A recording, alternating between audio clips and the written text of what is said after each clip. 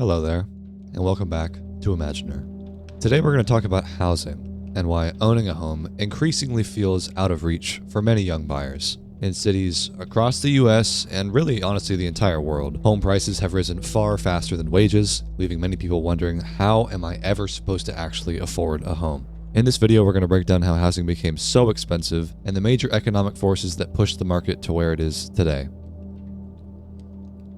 For most of the 20th century, when our parents were growing up, owning a home was considered a pretty normal and expected thing to do.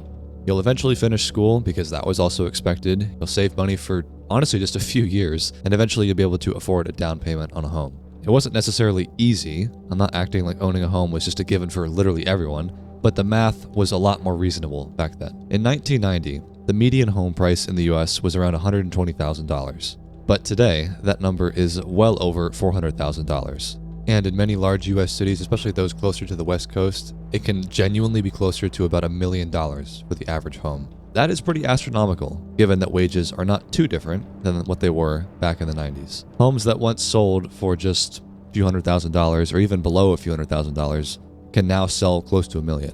What changed even more dramatically was the relationship between income and housing prices. In the 1980s and 90s, a typical home often cost around 3 times the median household income. It was obviously higher than your salary. You would not just buy it in a year, but it was reasonable. But in many cities today, homes can cost 6 to 8 times what the average household earns. These are fundamental differences. People talk about, oh, well, if your income is higher now, you should be able to still afford it. The literal ratio between your income and the housing price is higher now, on average at least. And that shift fundamentally changes who can participate in the housing market. When prices rise that much higher than your wages, it's just simply going to be almost impossible for many people to buy one. Let's go back a bit. In 2008, I'm sure many of you guys like me were in elementary school and you saw your parents struggle financially.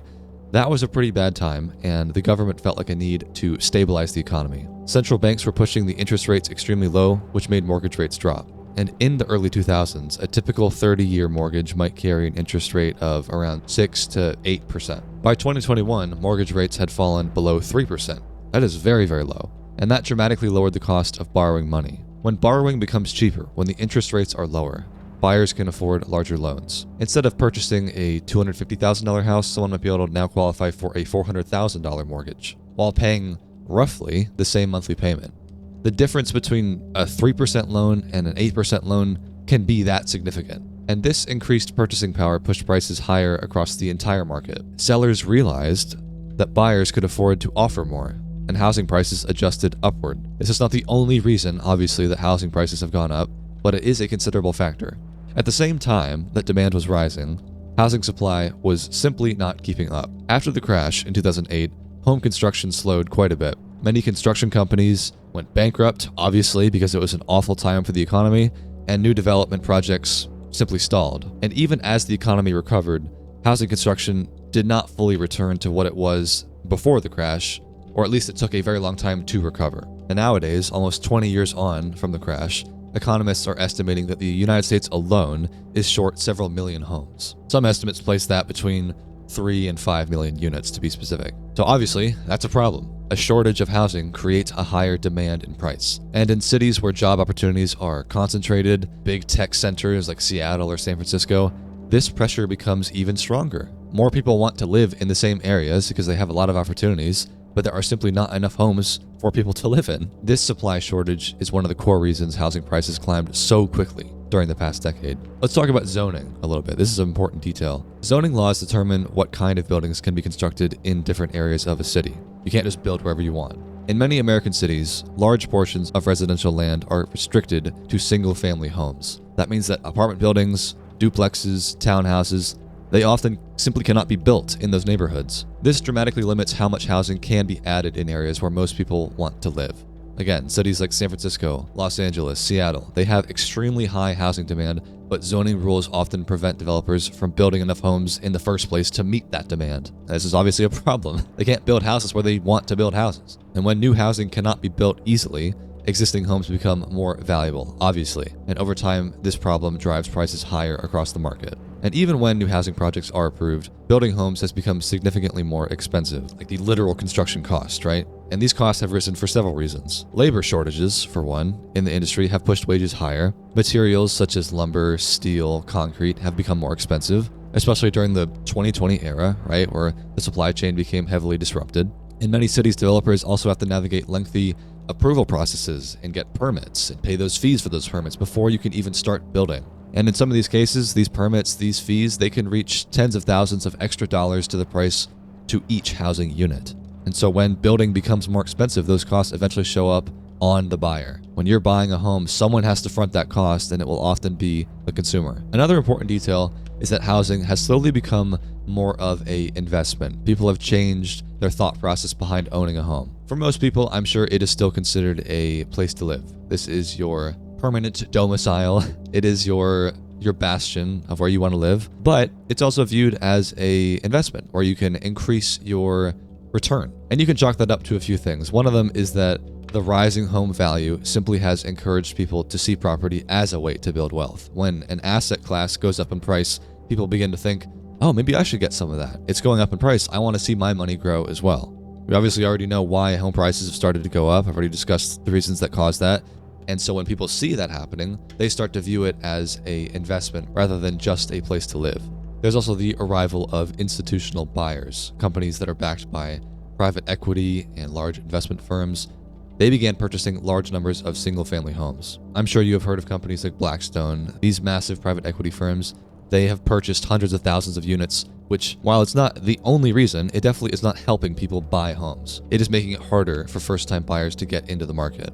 So, obviously, for an individual buyer trying to get their first home, there's a lot of factors going on, and this addition, this entry of private equity is just making it more competitive. Instead of just bidding against Joe Schmo down the street, when you're trying to get a home, you might be bidding against $1 trillion asset manager. And that obviously is a uphill battle, to say the least. Another pressure on housing supply came from the rise of short-term rental platforms. Think about things like Airbnb, these companies where you can essentially rent out a home to make money. That might be great for some people. But when homes that might have rented to residents are instead used for short-term stays, or tourism, the supply of housing for local buyers and renters becomes smaller. And in markets where housing is already tight, maybe you live in a beach town or just somewhere where tourism is high, that makes it harder to buy a home. There's one last key detail that I want to mention. I think this is pretty relevant.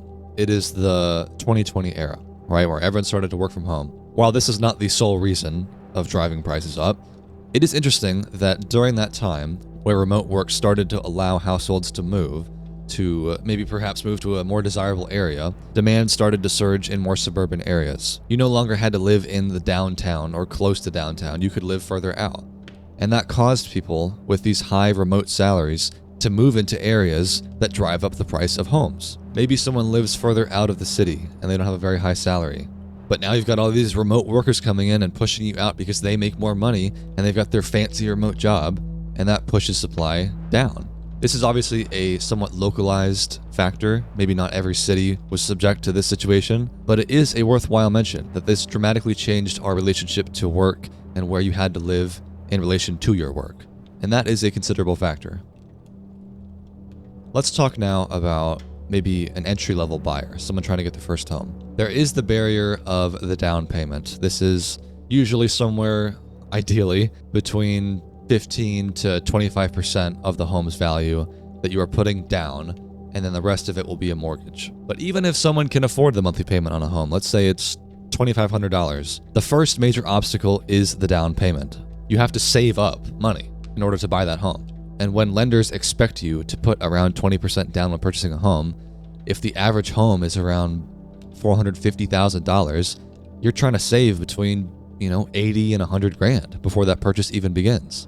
And that's just the average. In more expensive housing markets, the number can be far higher. And so this obviously creates a very large hurdle for young buyers. This is not talking about some 65-year-old couple who already has several $1 million saved, or they're on to their fourth or fifth home. Your first home, where you have the lowest amount of wealth that you'll ever have, hopefully, it makes it really difficult. Rent, student loans, maybe you're starting a family, just everyday living expenses. It is hard to save $100,000. And this obviously assumes that you even have a stable, good income where you could take the 3 to 5 years or whatever it is to save enough time and money to get that down payment. If you're just working at a grocery store making minimum wage, I can see how it would be basically impossible in your mind to even get to the down payment stage. And of course, as housing prices continue to rise, the size of the required down payment rises with them, which essentially feels like this continually out of reach thing. That means that the longer someone waits to buy a home, the more money that they often need to save. So you're in this perpetual saving cycle. It feels like a carrot on a stick just being dangled in your face that is continuing to grow, just slightly out of your reach. But that's just the down payment. Let's talk about mortgage rates a little bit. Like I said earlier, in 2021, mortgage rates fell to around 3%. And at that level, borrowing money was pretty cheap. That is very low for a mortgage rate. And that in turn creates more manageable monthly payments for buyers. But those rates, of course, were not destined to stay there forever. When they eventually rose, the cost of borrowing money increased dramatically. A $400,000 loan at 3% might produce a monthly payment around $1,700. It obviously depends on how much money you put down, but we'll just assume a typical down payment. At 7% though, the same loan can cost more than $2,600 per month. That is a difference of nearly $1,000 every month simply because of the timing of the market, of when you were able to get your loan. It's not in your control, obviously, of what the mortgage rates are. So this is just simply luck of when you get into the market. And again, even if you can afford the down payment, let's say you're just doing a great job and you've saved $100,000, the monthly payment may still be too high. The down payment is a one-time thing, but if you get a 30-year mortgage, in the case of that $2,600 a month, that's $2,600 a month for 30 years, and you have to be ready to pay that. You can obviously refinance your mortgage later. It may not stay that way forever, but it is a factor. It is a monthly payment you are making, and people have to be ready to do that. Let's go a little bit deeper with interest rates. Another factor that limits the number of homes available is something called the lock-in effect. During the years when mortgage rates were extremely low, let's say 3%, those loans are extremely valuable because they keep their monthly payments very low. If a homeowner locked in at 3% and they wanted to sell their home today, they would likely need to replace that mortgage with a new loan at a much higher interest rate. Why would you ever want to do that? And so because of this, many homeowners choose to not move at all. They stay in their current homes rather than giving up their low mortgage rate. And of course, this results in fewer homes being listed for sale. Let's go back to the down payment a little bit. Even if you have a stable job, you got a great remote job, maybe you make $80K a year or something like that, saving for a down payment is very difficult. It is very, very difficult. And one of the biggest reasons for that is rent. If you're not a homeowner, you're most likely a renter. And in many major cities, rent has increased dramatically over the last decade. If you live in New York or LA or Seattle, it is pretty difficult to find an apartment that is below $2,400 a month for a one bed.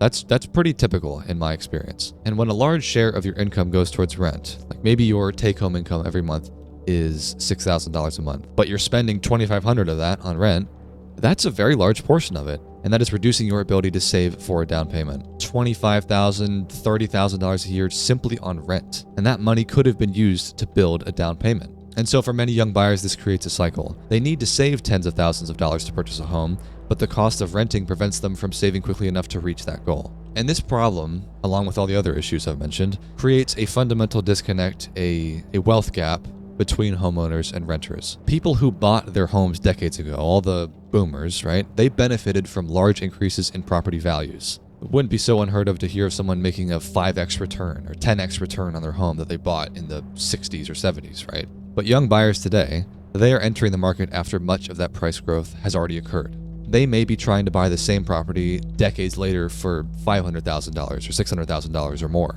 This creates a divide between the people who already own property and those who are trying to enter the market for the first time. Now, I don't want to sound all doom and gloom, because while there are obviously many urban centers where housing affordability is just basically impossible, it still depends on the area. And there are still many regions of the United States where homes remain relatively affordable. Smaller cities and rural areas often have lower housing prices and less competition, and with the rise of remote work, it becomes more feasible to live in those areas. So with all of these factors starting to coalesce, the result is a housing market that looks very different than when our parents were growing up. Prices have risen faster than incomes, down payments have grown larger, mortgage rates remain high, construction has struggled to keep up with demand, and private equity continues to buy up homes. None of these forces alone completely explain the situation. There's always going to be nuance, but together they create an environment that is very hostile to buying a home. And this is why conversations about housing today sound so different than they did decades ago. Instead of asking, when are you going to buy a home? When do you think you're going to get your first one? Many people ask themselves if they will be able to do that at all. People want to feel like they can still achieve the American dream, that they can still get their first home. And in many cities, they will be able to do that. But if you live in New York or Seattle or LA or some major city abroad, it's pretty difficult nowadays. This video is not intended to provide any sort of answers about how to buy a home, but I hope that I was able to explain somewhat how we got here. I hope that you learned something, hope you found that interesting, and I'll see you in the next one.